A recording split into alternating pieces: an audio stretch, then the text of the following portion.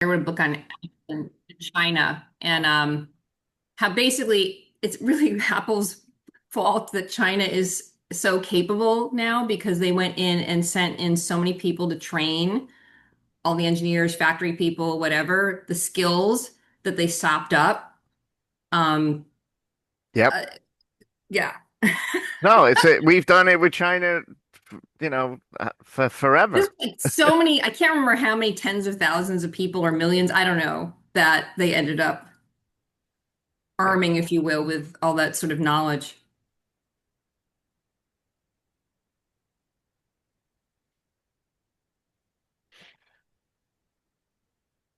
Where's Dan? Dan's coming in now. Evan's coming in now.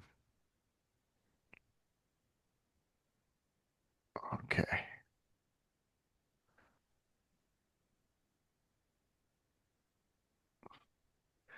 Okay, we're going to begin.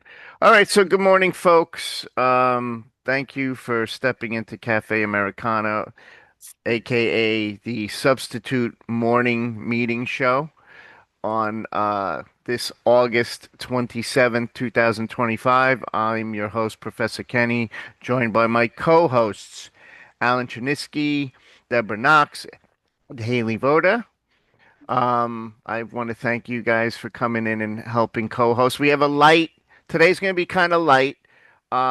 There is a lot of stuff going on in the news, but it's just so all over the place that we're kind of just going to focus on a few things and maybe in the post show, anything that's not covered, if people want to talk about it, you can just go to town on that. So, what we're going to talk about today is AI. We're going to bring up AI in many ways. We're going to talk about AI in terms of there's articles now saying that our investment in AI is helping the economy. And thank you, my love. I love you. And and but it's also straining the energy grid with electricity. So there's problems with that. Then there's the chips that China could kind of outgain us in AI because they can kind of reverse engineer the NVIDIA chips. So that's an interesting kind of concept. Um, we'll transition from that into George Will wrote an op-ed piece today, this morning in the Washington Post about too many college students. And this is right up my alley because I had my first class last night of the new semester. I have another one tomorrow. And I would love to talk about what George Will had to say there. And then we're going to finish it up with Haley talking about Israel and what's going on with Gaza.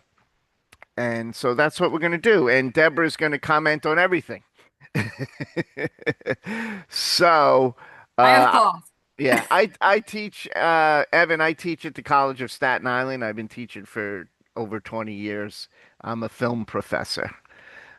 So CUNY, College of Staten Island. So, and I have an MFA in creative writing from Goddard College, which is now extinct, which was one of those artsy fartsy crunchy granola sweet colleges up in Vermont. And I also have a master's in cinema from CUNY. Yes, I would say CUNY for bang for its buck. And my school, College of Staten Island, is has one of the best nursing programs in in the country, basically. So pretty interesting stuff. Okay, so let's get into the AI.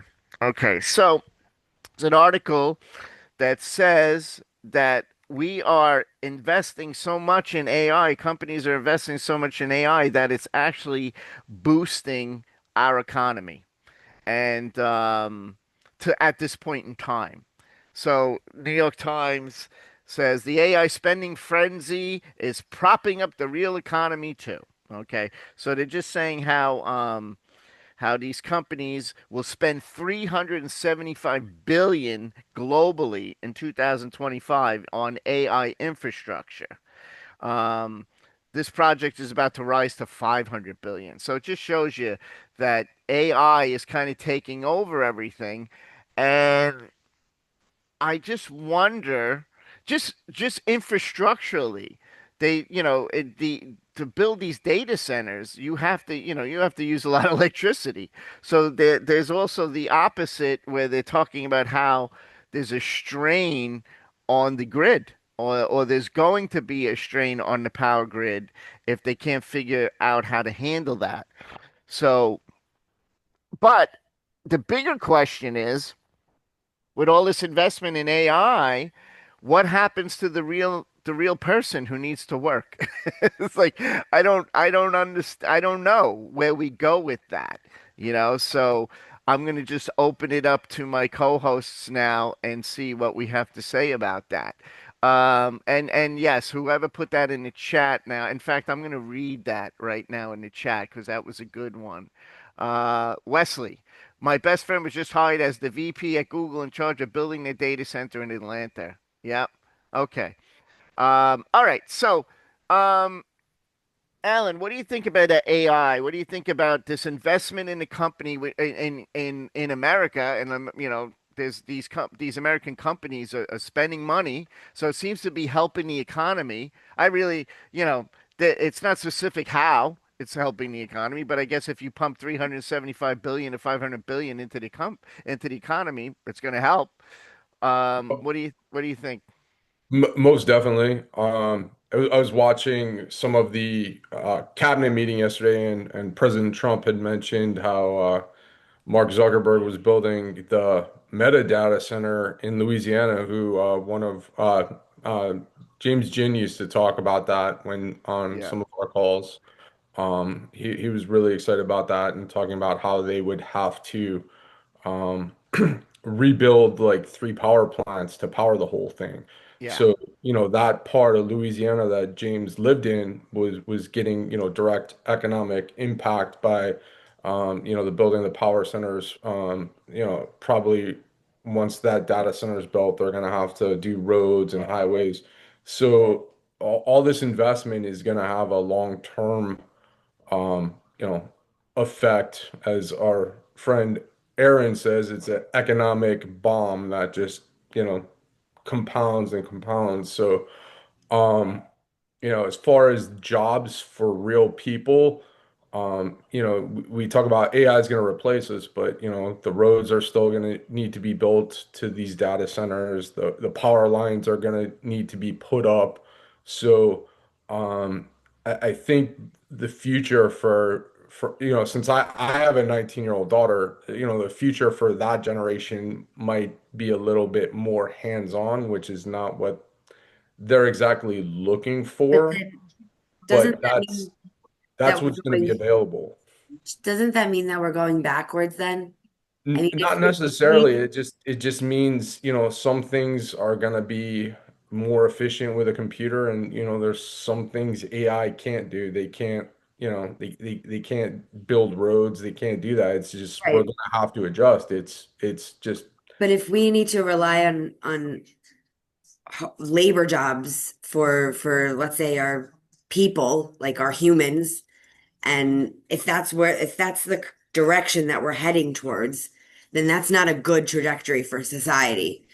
We need it's to be innovating where people will be taking jobs. Let's say you're right, they're not necessarily going to be the cashier, but maybe they can be the person who's operating the AI for the cat. Like, we need to be able to implement jobs for the humans that their jobs are being taken over, but we need to give them the same the same level position that they would be leaving to begin with. Like, if you're going to flip burgers, but that's going to be replaced by, let's say, a machine, then you need to still have that level of minimum wage. Like, they needs to be the same. Like, he can't go backwards. Like, if that makes sense. Like, the minimum, like the job that he had, he needs to stay at that same standard.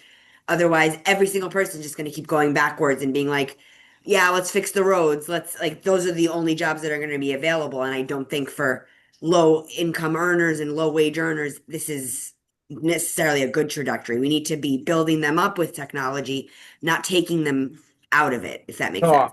I agree with that. I was just talking about how, this data center can impact the economy immediately right now. And Sure. down the road with the tech jobs, I mean, we had a conversation in the evening show last night about, the AI can code now, but someone's still got to write code. And I know there's more informed people on this call about AI who have better technical knowledge. I know Wesley's one of them. So I would definitely, if Wes has his hand up, Professor Kenny, maybe have him expound a little bit on the AI. Sure, after Deborah talks. Okay, no worries. Yeah, I'm one of the have grave concerns about AI and the effects on us. But just prior to that, yeah, I can see there's this front loading of economic activity, but I don't know if we're going to pay for it.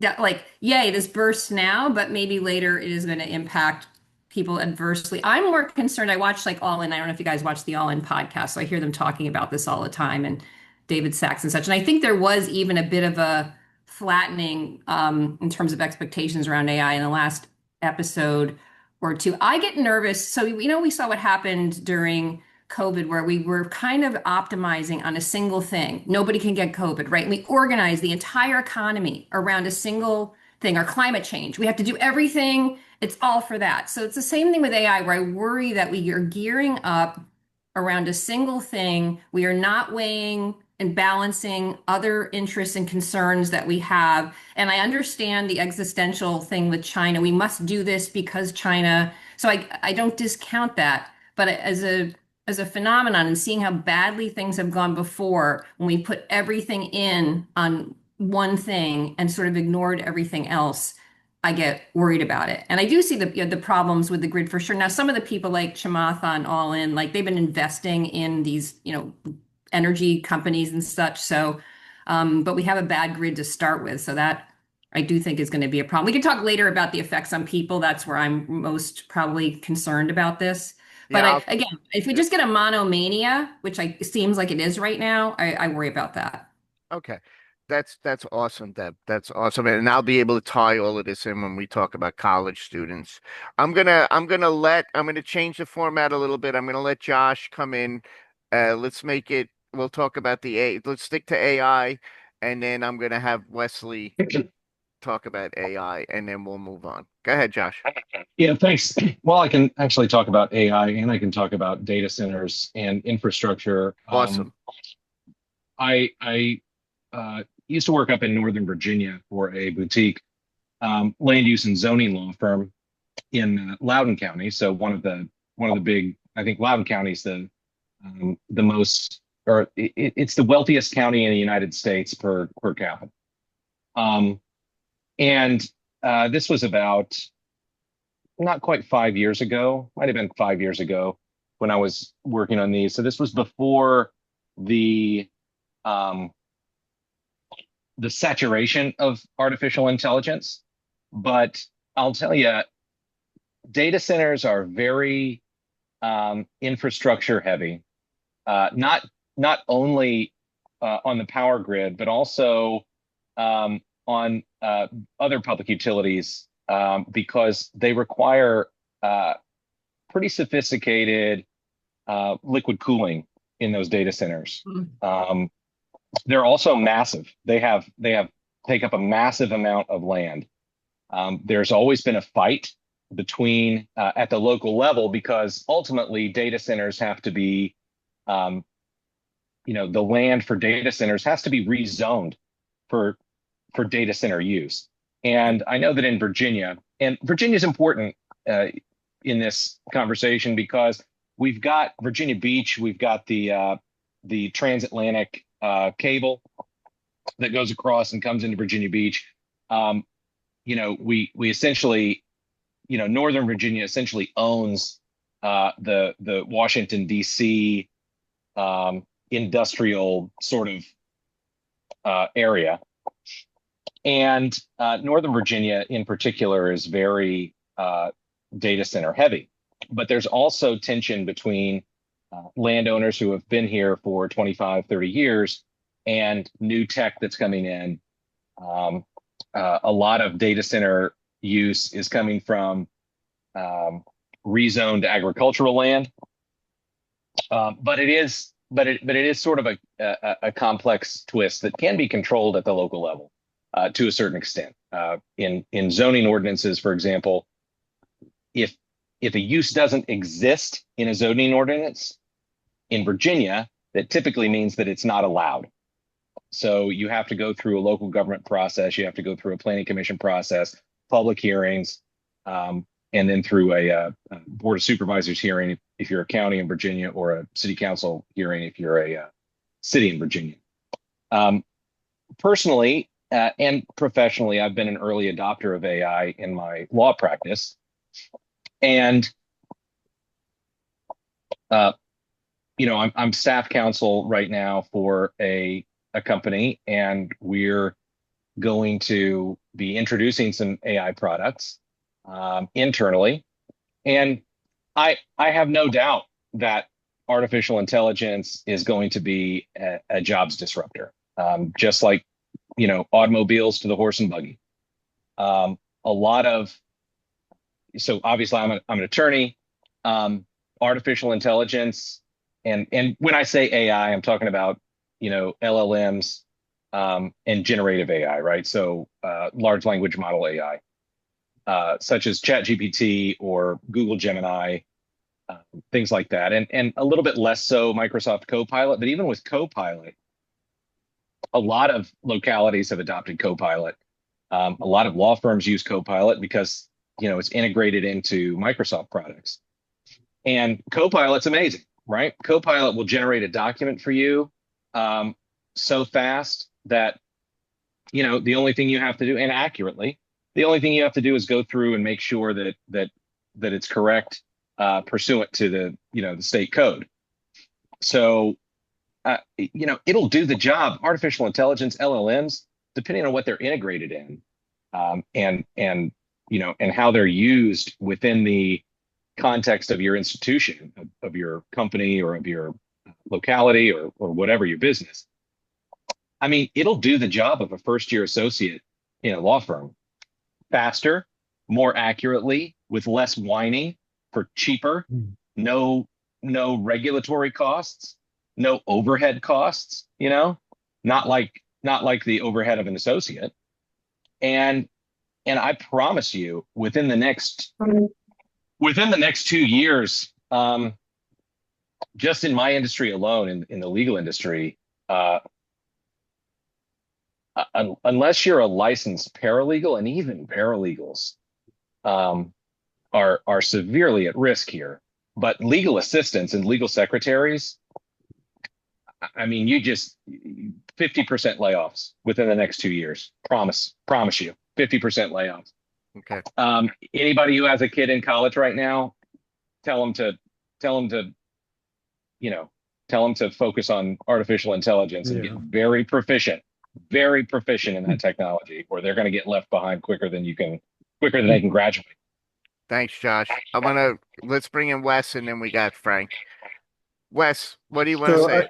I was just gonna just real quickly, two things. I agree with Deborah. There's so much front loading right now, and that's just because everyone's trying to get supreme, whether it be XAI, ChatGPT, whether it be they need to be the leader, and so they're building these massive data centers.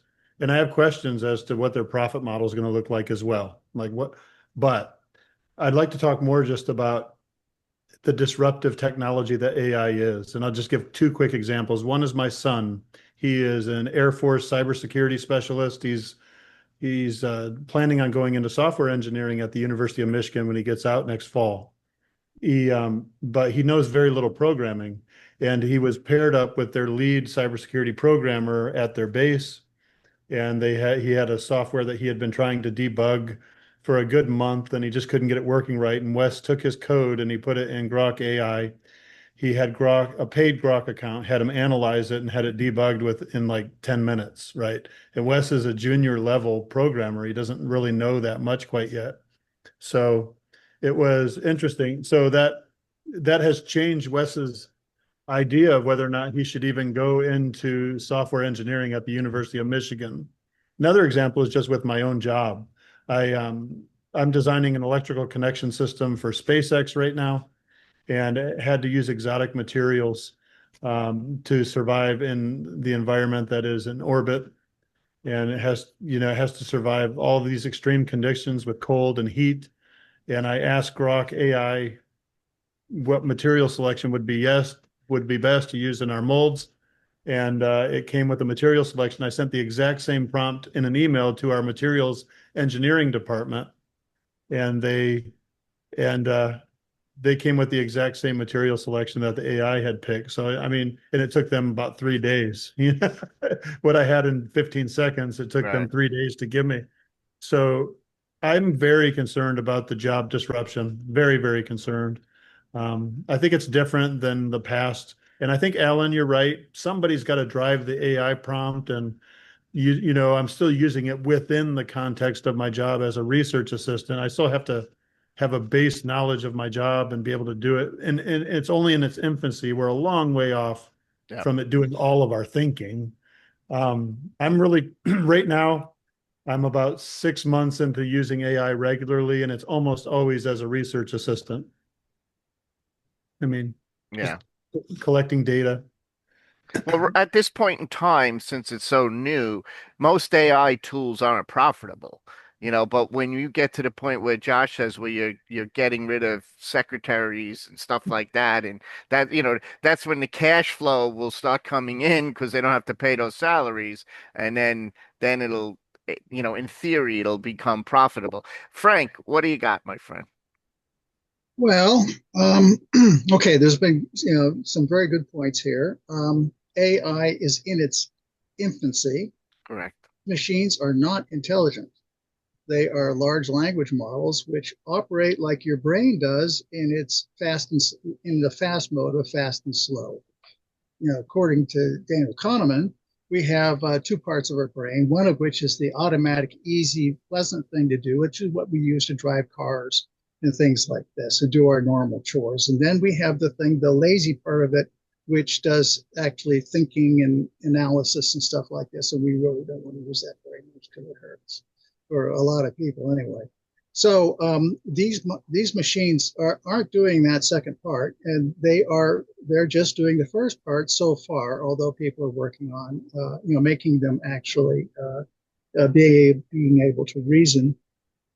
However, the problem being is that people are saying this is artificial intelligence, and it is not artificial intelligence.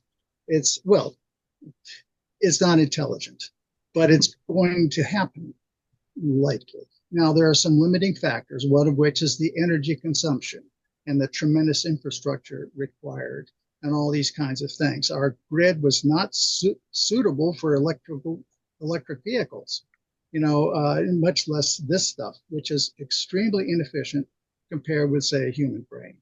So, but that's just a matter of technology. This possibly or probably will be solved.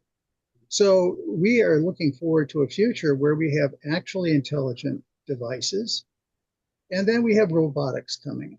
And robotics, if they're programmed with or connected to these machines or have a little chip inside of them that does what the machine does now, these can be very intelligent, and not only that, they can do certain jobs like plumbing, HVAC, construction, road construction. All this stuff can be done by machines grouped together, and I don't think that the trades are necessarily going to be immune from this.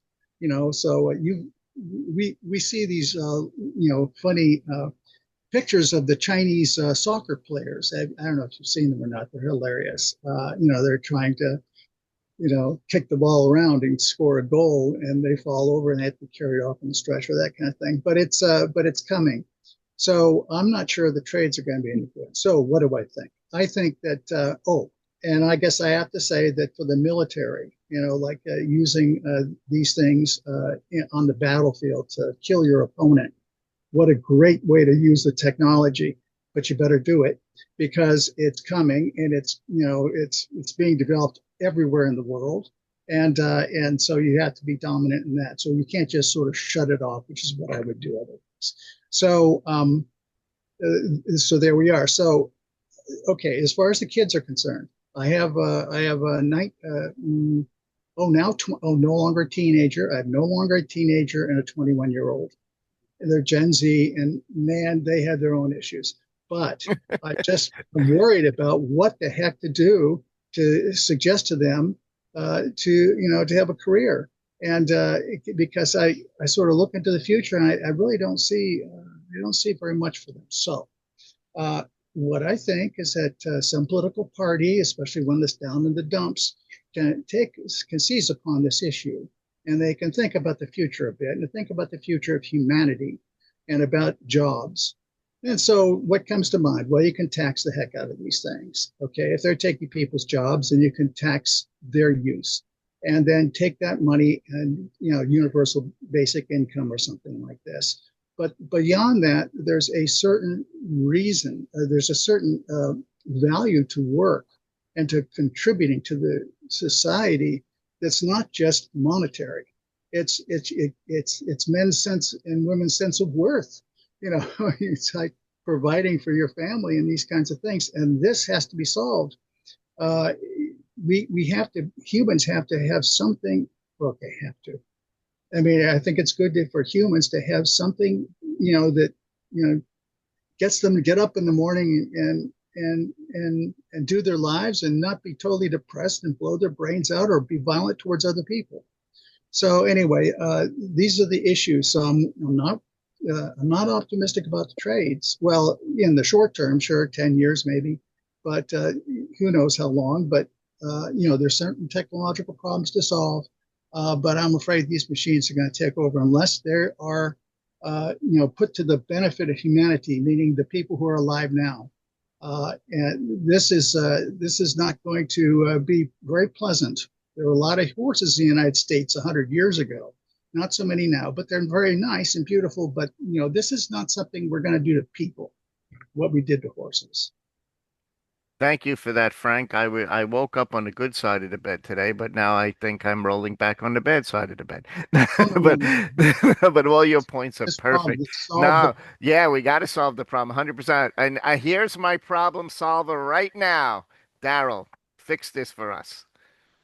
Well, I think you're gonna stay on the bad side of the bed here because I don't have a good solution either. I just wanted to echo what Frank. I think everything Frank said is on the money, Dead on, dead on. and he's dead on right about everything here. And I'm sitting here and I'm thinking about my 16-year-old daughter, and I put a lot of thought over the last couple of years on this topic and her career choices, and I feel like I'm in a difficult position of like recommending what she should do.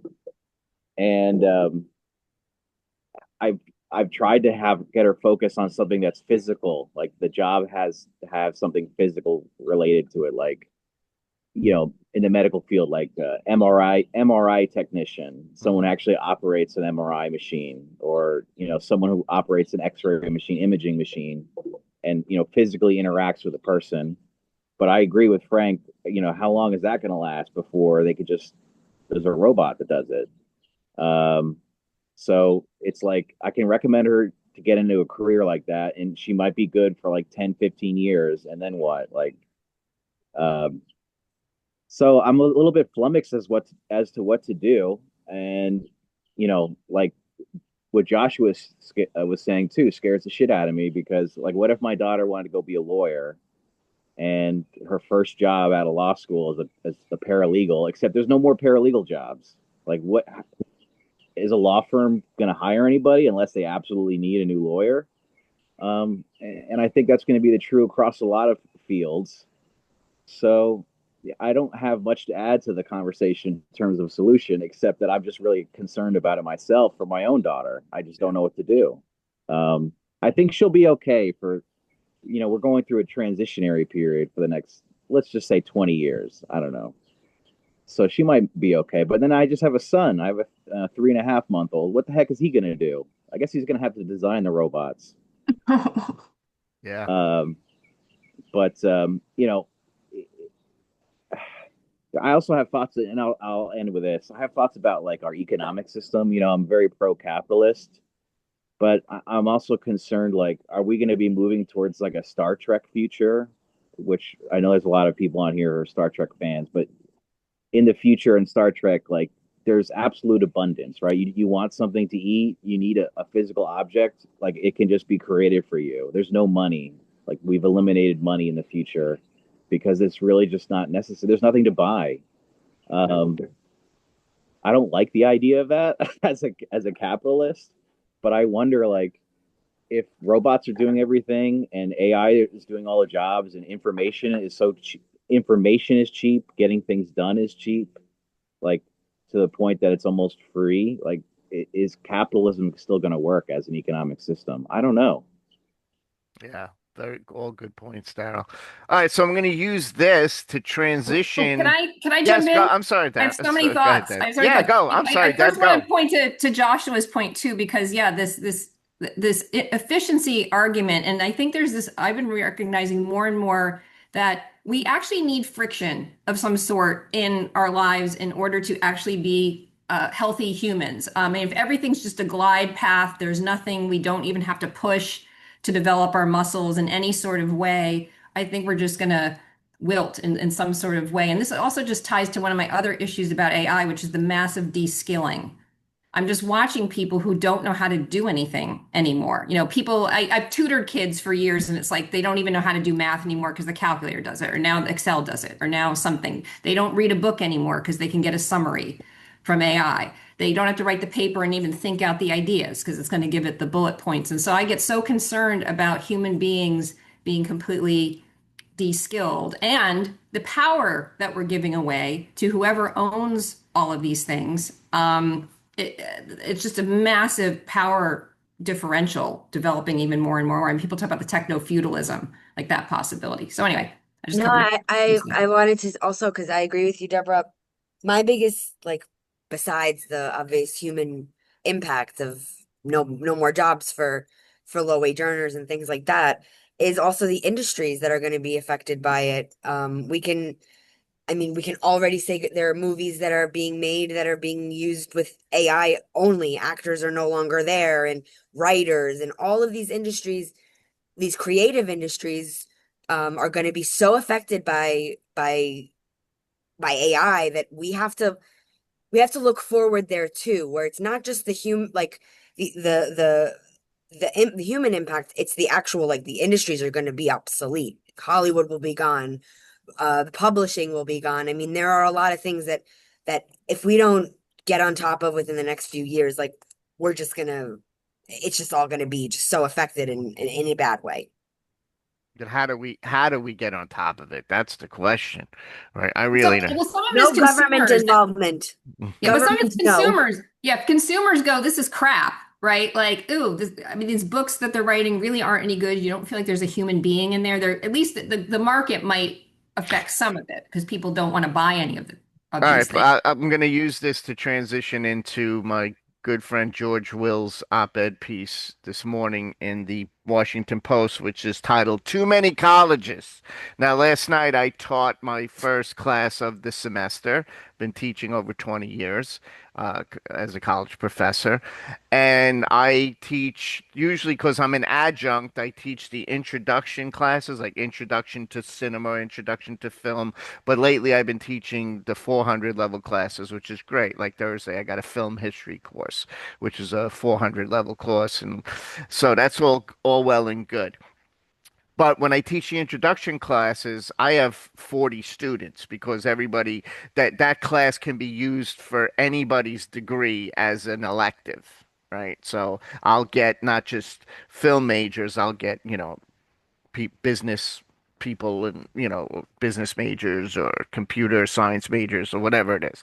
So because everybody thinks, oh, I'll just take a movie class and it'll be easy, and so I'm dealing with 40 of them. So here's what Will is talking about, which I agree with 100%. He says that this everyone must go to college mindset is a disservice to millions of young people, right?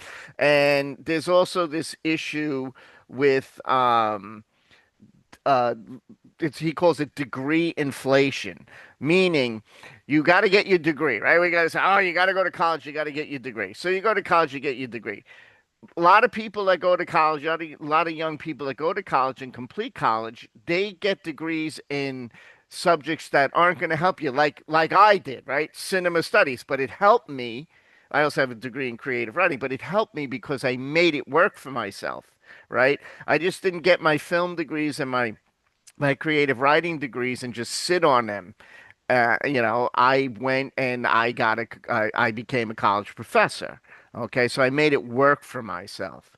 But here's a good example in his article. He says, so Preston Cooper, then of the Foundation for Research and Equal Opportunity, reported in 2023 that applicants for a 35,600 per year job driving an Oscar Mayer Wienermobile, which is a 27-foot long motorized hot dog, right?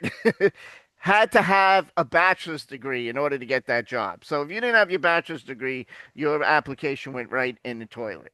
Okay. So you got your $85,000 bachelor degree, right? Which you're going to have to pay off with your student loans, and you're going to work for 35,600, and you're not going to do that your whole life, right? You're going to move to Walmart and make 37,000, so it's really a problem that we're forcing people, or we're forcing this narrative that you must go to school. And the problem also is that the teachers, we're making it too easy for these kids when they go to school, right? So the teachers aren't teaching. First, like, I'm an adjunct. I teach the classes. My mentor, who's the full-blown tenured professor, doesn't teach. They keep getting sabbaticals to write papers, or write books, or contribute to books, and I'm the one who does the teaching, not them. So, and when you have 40 students, you're always told, well, simplify it for yourself, for me, not for the student. Don't worry about the student, just simplify it. Don't hold your students to a higher standard so they can learn and come out of your class with knowledge. It's more like get them through it. And when we were talking about the AI stuff, I would tie it in. AI, the use of AI in college right now is a huge problem. Okay, because it's one thing to use AI to get some information. You got to write a paper about something. First of all, we provide them, or we suggest the materials they should use as they have to write a paper. Okay, we recommend the textbooks and all of this kind of stuff. And our college library is filled with all of that stuff. But what do the kids do? Go right to AI. They type in whatever the subject is and whatever the question is that they have to write about. AI spits it out, and then they take it and they cut and paste it into a paper, and they don't change anything. They don't change a thing. And I read it and I go, all right, this is AI. Because I know, or I could just put it in like them and it'll spit out the same thing. And I'll give you an They just need example. to be smarter with how they use AI. No, I'm just Well, kidding. listen, if you think about it, right? If you really think about it, if you do research, right? What do? You go to the library, you pull your books down. This is how I would write my papers, right? I get my books, I read, I make my Note notes. cards? Did you have the note cards? And you write I would do that too, right? I make my note because you got to quote, right? You got to learn how to, do a short quote, a long form quote. bibliography. Bibliography, correct, works cited page, right? So, I would spend, if I knew how to write a huge paper, of course I'd always be going over it in my head, but then I'd get to the library. All right, today I'm going to write my 15-page paper. I'd get all of that stuff going, and I'd be there all day, and I'd get it done, right? I'd get it, and I'd be proud of it. Technically, if you think about it, all of that work I'm doing, going through all of these separate textbooks and whatever, well, in AI, it's basically spitting out that information too. The problem is these kids just cut and paste it. They don't personalize it at all, or they don't change a There's no sentence. processing, right? Like there's Right. nothing they're incorporating and chewing on and then producing. It's not even the AI isn't generative. The people aren't generative anymore either. 100%. 100%. Now, I was just thinking about this when we were talking about jobs, and I know I'm getting off the George Will topic a little bit with the going to school, which we'll get back to. But I was just thinking, can I be replaced as a college professor in 10 years? Will students come into the classroom and some lab assistant making, $20 an hour just has to go and say, hit a button, and, an AI generated Professor Kenny comes on the screen and teaches the class, right? Well, the problem with that is I know how I am as a professor, and I know how I get my students' attention and how I get them interested because it's a personal, I look them in the eye and there's a person there and I call them by their name. I make sure I learn their names pretty quickly, a sign of respect, right? And I'm also funny, but I'm also tough. Like put your cell phone away. I'll in the middle of a lecture, I'll put your cell phone away. I'll give you a quick funny story, a little sidebar, which blew my mind. Now, when I was a younger professor 20 years ago, I really would have lost my shit and I probably would have went off on this student. But I handled it well. So I gave a break, right? I said, let's take a break. And it was a 9 minute break. I said 7:21, be back at 7:30, not 7:31, not 7:32, 7:30, right? So half the class leaves. Some students are sitting there. I'm doing something on the computer at my podium, and all of a sudden I see smoke billowing in the middle of the classroom because I have the projector light on the screen, right?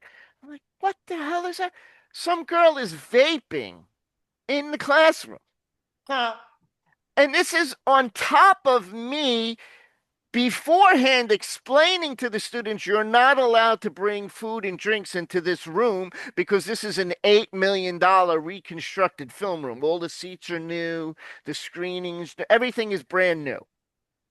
So we have signs all over the hallway and leading into that classroom. No food and drinks permitted. Now, I won't bring my Starbucks in, but I'll sit there and vape and smoke. And I just looked. Now, in my old days, I got to be honest, I would have lost my shit. I would have been like, "What is wrong with you?" Like. But now, because you got to be careful, I was just like, "Are you vaping?" And I was like, "In the classroom? Oh, I'm sorry." And then they walked out. I was like, where is the thought process of these students? And then we're worried we're going to ask them to read and write a paper, and they're sitting there vaping in the classroom. Like this is where we're at. It's So really there's yes. so much you said there, Yeah, Professor. yeah. Like Go ahead, Haley. there's I'm going to so ask many Josh to come in after you, and then I got Yakov. Go ahead, Haley. Go there's ahead. just so many issues I think happening at the same time when it comes to higher education.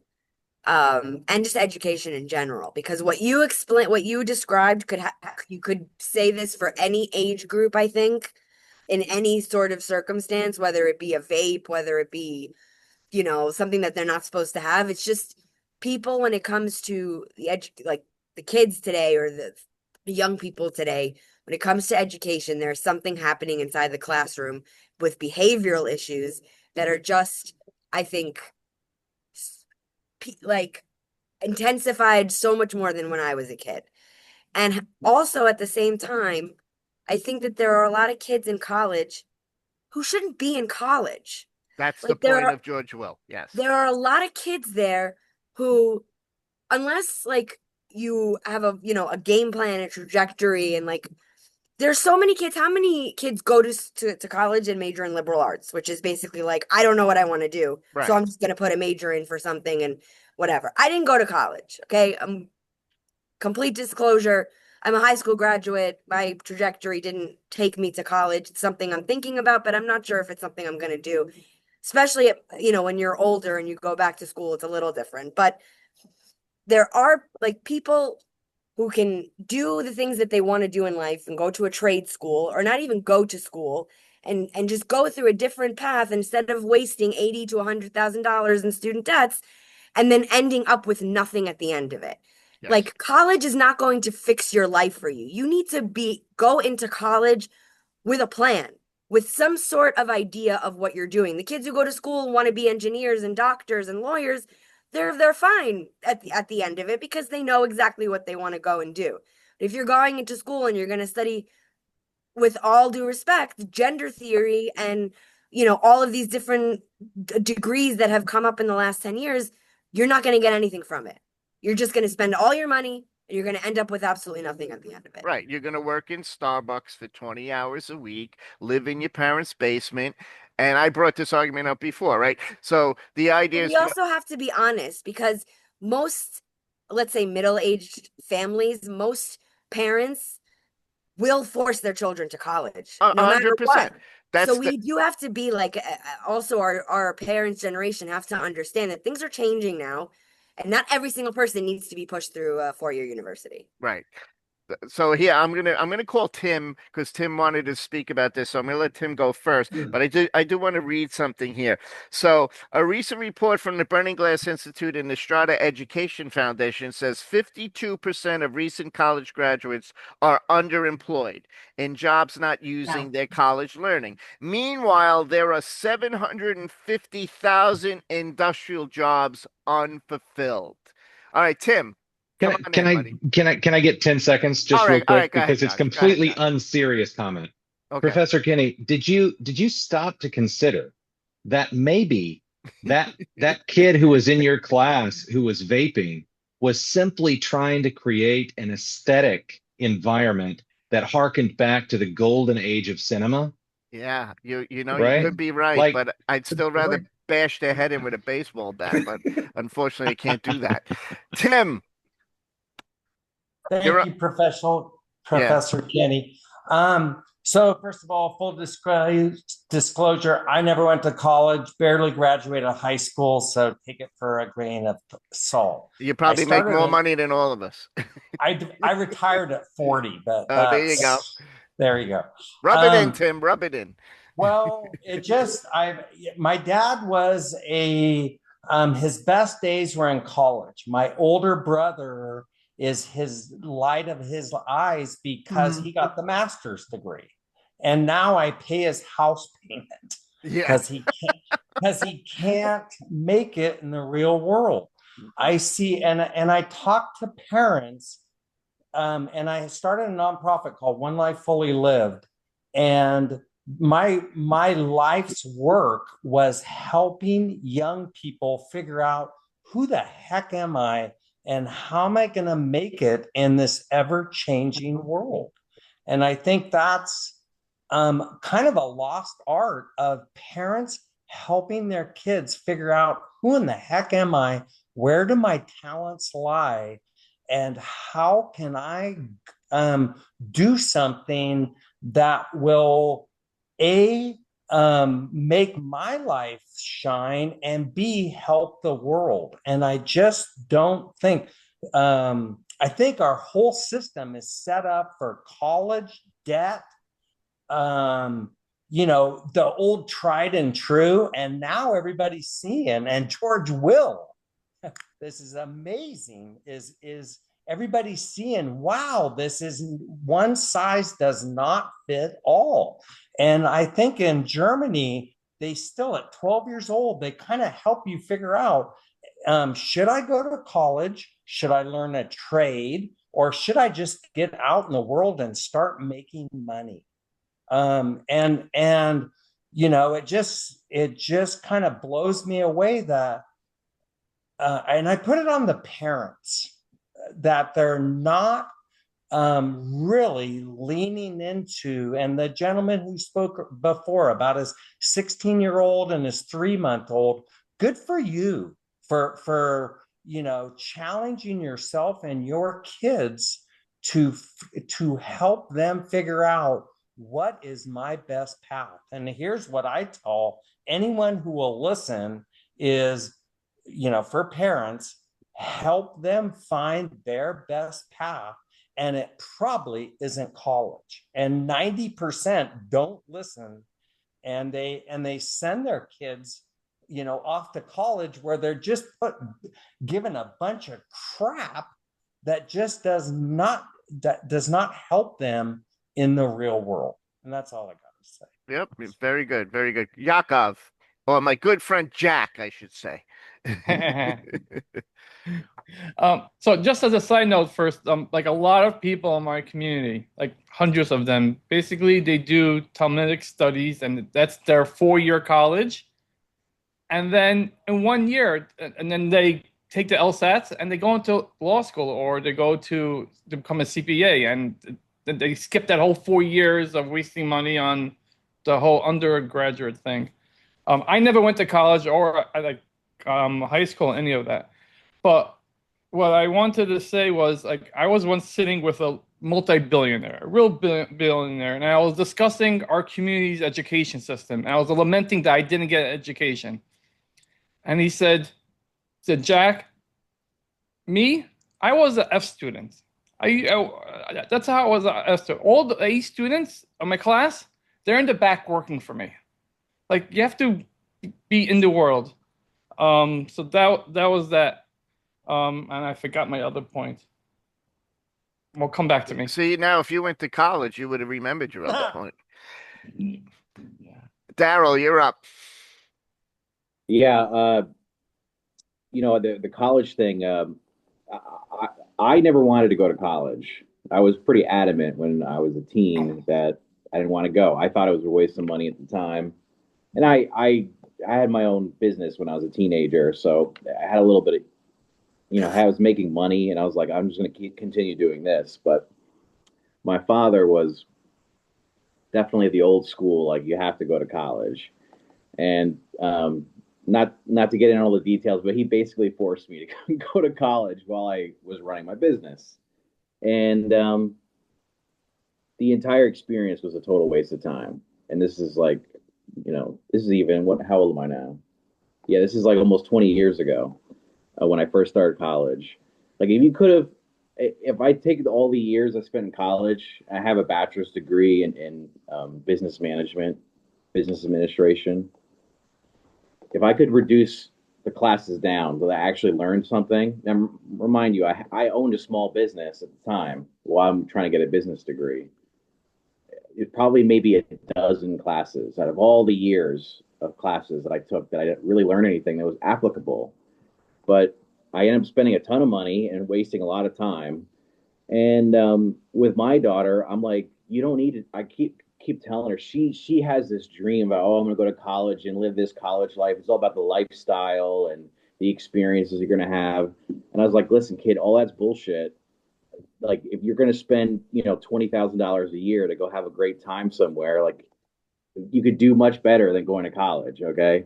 And I think, as a society too, a lot of kids these days are being raised by parents who are saddled by student loan debt.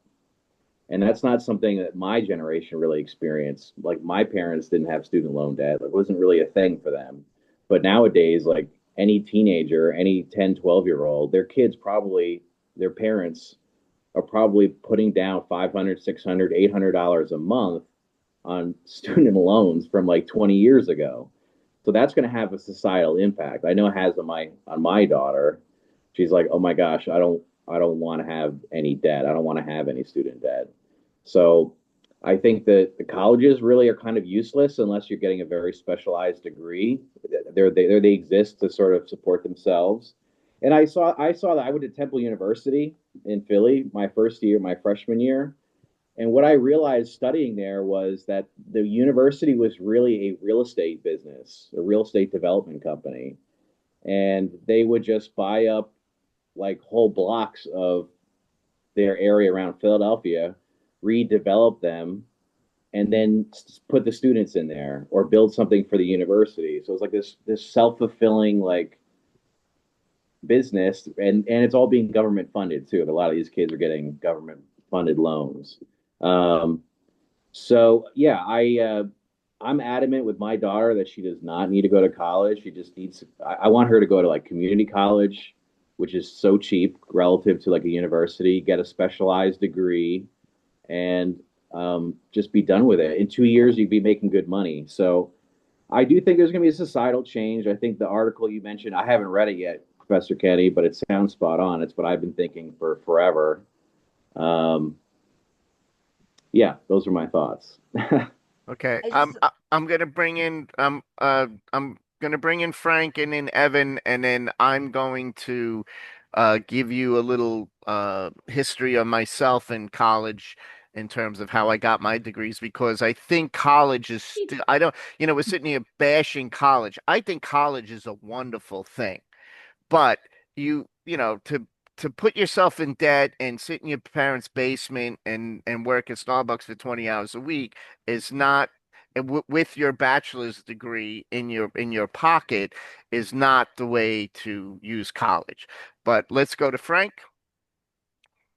Well, the first thing is that oh, my hand's still up. The first thing is to recognize that one of the experiences that you're doing in your classroom is you have the human to human experience and not the human to machine or smartphone or whatever the heck it is experience. And that's really important because the kids really are not skilled in this, and they really need it. And if you can sell the idea of human to human versus human to phone or whatever it is, this would be great if that's the real message of your class. The movies, my kids watch movies all the time. They don't read. They don't read for pleasure. Right. The secondary and elementary school education system utterly failed them. I'm in Massachusetts, and it's a very progressive state, and we started teaching tolerance 30 years ago, and we sort of slipped in math and science, and then we started teaching a whole bunch of other stuff, and my kids were very concerned about whether they were fluid or whatever the heck they were, but this sort of ate up a certain portion of their brain, but they couldn't read uh, adequately. I went over with my daughters who are, should be okay. Certain things from like seventh grade textbooks, history textbooks. You ask them to read a paragraph or two or three, and then paraphrase it. Close the book, tell me what it said. Mm-mm. Couldn't do it. These were sort of semi-modern, books, which are so much different from the books I read from, which were sort of more adult and this kind of thing. So the reading skills were bad, and if you don't read, I think it's really hard to think and contemplate. And reading and taking notes and writing, this is all great for your ability to think and process. I better speed this up because we're running out of time. So I think the same thing is possibly true in college, and that is that the college courses are, well, certainly the SATs were rescaled.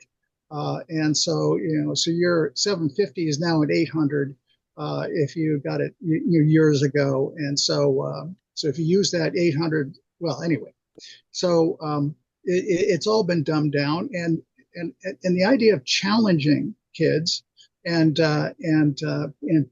making them do something that's difficult, it just is really, it's really, I think, gone, from education and from, I don't know about colleges, but I certainly see that In life, Frank, in in life. life. Yeah. Yep, everything. You know, Everything is too easy for these kids today. yeah, life is a struggle. So, but then you have some satisfaction in overcoming it. Once life becomes totally easy with AI and, free universal income and stuff like this, then we have another problem. Yeah. So anyway, and regarding George Will, this is so 10 years ago or 15 years ago. This is before, AI, I think. I agree that people maybe shouldn't go to college, but on the other hand, all right, so I'm just going to leave that point there.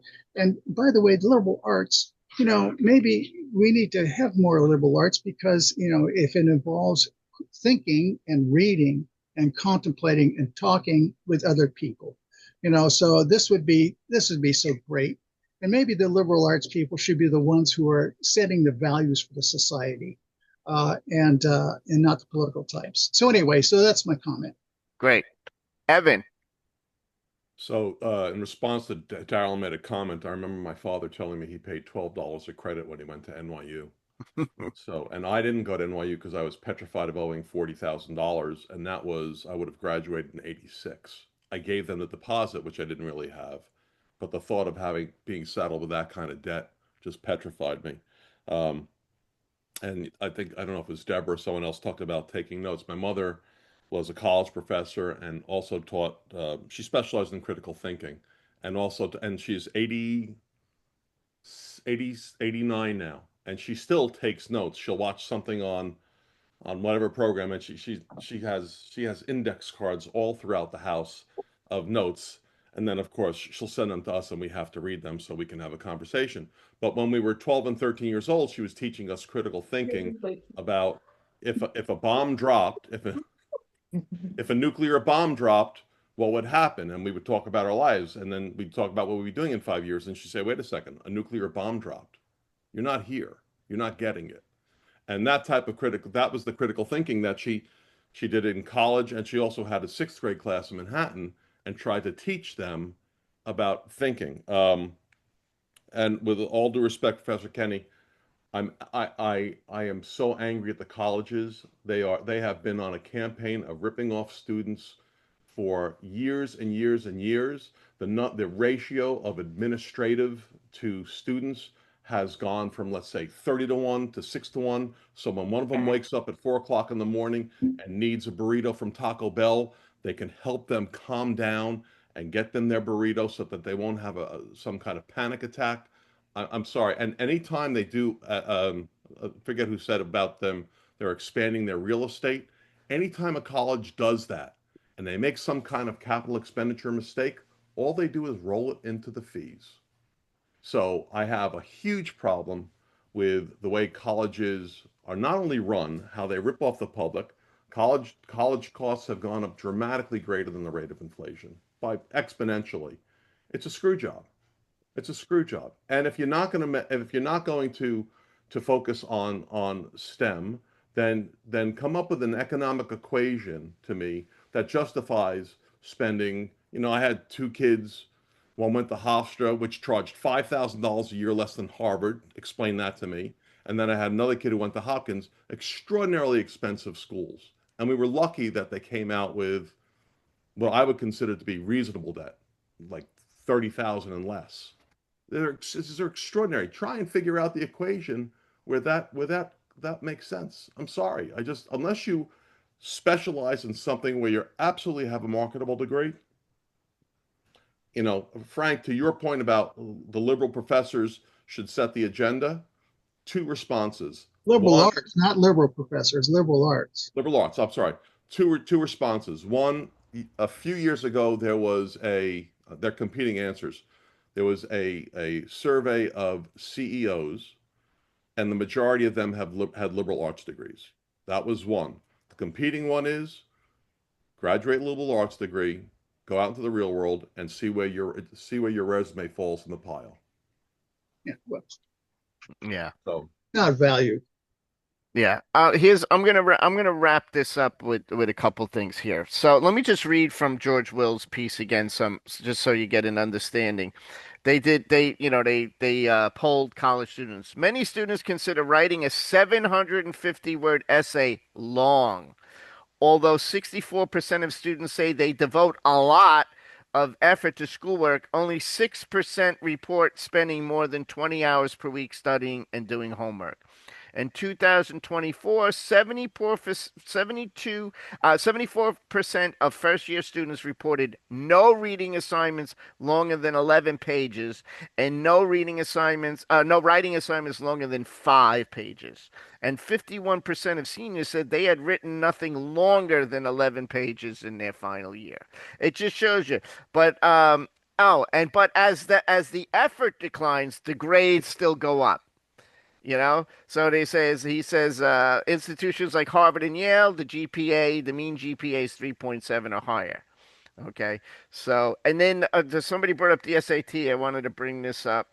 Yeah, the College Board administrators of the SAT say college applicants taking the test will no longer need to demonstrate comprehension of 500 to 750 word reading passages. Instead, the passages will be 25 to 150 words, suited to the attention spans of young minds formed by browsing social media. Okay, so let me bring up a few things, right? So we obviously live in an information overload society. Frank brought up the good point. Basically, what he was talking about was automaticity, where that part of our brain where we're on automatic pilot. So messages come in because there's too many messages out there, right? So messages come in and we deflect them. Right, we're not interested, especially this younger generation. So, in other words, if it's about politics, it's about Trump and Kamala Harris, and they have no interest in that. Well, they deflect. They don't even pay attention to the election, and which is so important, right? They don't care. But if it's about TikTok and people dancing and or making scaring their partner or whatever, oh, they're all over that. So that's a huge problem here. We also have a problem with what I call the COVID generation. COVID really put a nail in the coffin in terms of education, kids wanting to go to school and put some kind of effort in. It is start. I see it's coming back. Like I see more people on campus now and stuff, but it's like a rebuild. It's a rebuild. Now I'll give you a personal experience. Um, I didn't go back to I was a young college guy. I when I took my film classes, I would get A's and then I'd be drunk and hungover and not go to my science classes and and then have to, get my WUs. They called them withdrew unofficially, which puts a zero into your grade point. It's like having an F. It's like having an F, right? So when I went back to school, I was 40. And what was the big event? 9/11. 9/11 is what pushed me back to college. Plus, I had a job, which I still have to this day, my IT job, except at that point in time, my IT job, I was working graveyard. So, sleep be damned, I would work my graveyard shift and then go to school. And I was able to get my degrees because I could go to school full time during the day. If you try and go to school full time at night, it'll take you forever because they don't always offer the courses at night. But if you're flexible, I didn't have to go to work till midnight, so it didn't matter when the class was offered. I would, I had it all covered. So I got four college degrees, two undergraduate degrees, and then two masters, one a terminal degree, which is, like a PhD, my MFA in creative writing. So the point I'm bringing up though is I wanted to go back to school. I was old. I was mature enough at 40 to say, hey, I'm an intelligent human being and I got nothing to show for it. And I want to, and plus I failed in completing a task. I want to go back and complete that task. So when I went back to school, I got two undergraduate degrees at the same time. I entered school with like 29 credits, and when I graduated, I had 166 credits because you have to take more than it was 128 credits at the time. You had to do 20 over and plus whatever I had. Long story short, that's how I got my two undergraduate degrees. I got them both at the same time. But it's because I was 40 and I had a job and I was willing to put in that effort is that's how I got my degrees. And I don't know if we have this younger generation has that work ethic or desire to do that in today's world. And I have accumulated a lot of debt myself. I'm gonna unmute Wesley and bring him in because he has his hand raised. Did you want to say something about it, Wes? Yeah, so back to the article that you just read. Yep. I have worked with junior high students over the summer for the past 12 years. So I spend a 1 week teaching Bible, uh, usually to around 45 to 50 kids over the course of a week.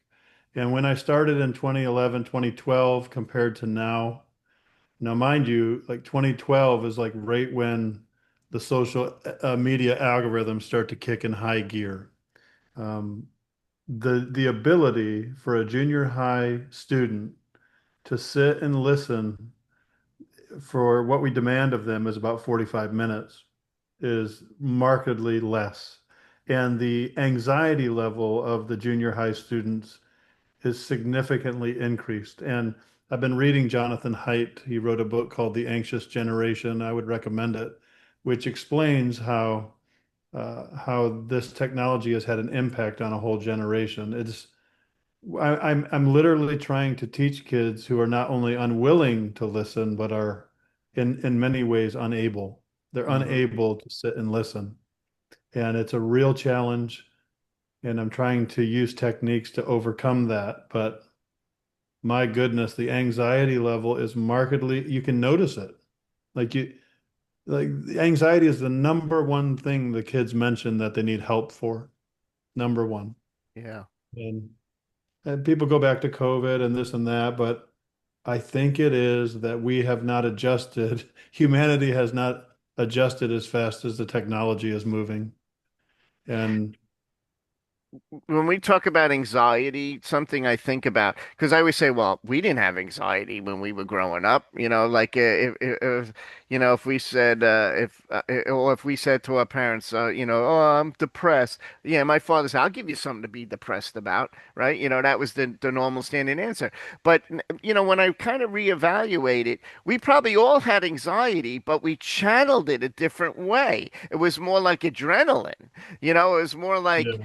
I'm going to, attack this. I'm not going to run away from it. And I guess that's the difference, you know. So, I mean, I don't know how, I think she's probably a 12-year-old girl. And we were out at the rock climbing wall this year at camp. And I was talking with a bunch of other counselors, and she was talking to a female counselor next to me, and she was describing how, one of just what typically happens is someone saw her do something silly, posted it somewhere, the whole school saw it, and she's basically like we could do something stupid and we could laugh it off. Now, when something silly is done, everyone sees it, everyone's pointing fingers, everyone's making fun, and the extent to which they feel the anxiety has been heightened. I see it, and I see story after story, not things like that, but just in general, the overall feeling they get on a social media platform that they need to perform in front of their peers, and everybody's projecting all the time that they're doing so much better than everyone else. And I think I don't think that we've adjusted well to it. I think I'm seeing some signs that parents are being more and more reluctant to give their kids this technology. I hope that will be a trend that increases. Yeah, You I don't know, know. That's going to be yeah, a tough one because yeah. you can't. These kids are too smart. Like this is the funny thing. It's not that we're complaining and they're not producing, but they're smart kids because they know how to use this technology better than we do, and they know how to manipulate their way in and out of it. So it's a conundrum. I'm gonna listen. I gotta go. I gotta go back to work. I made Alan the host. And I'm going to stop the recording and you guys can continue the conversation. I'm actually going to also set the tools so that let me just see if I could do well.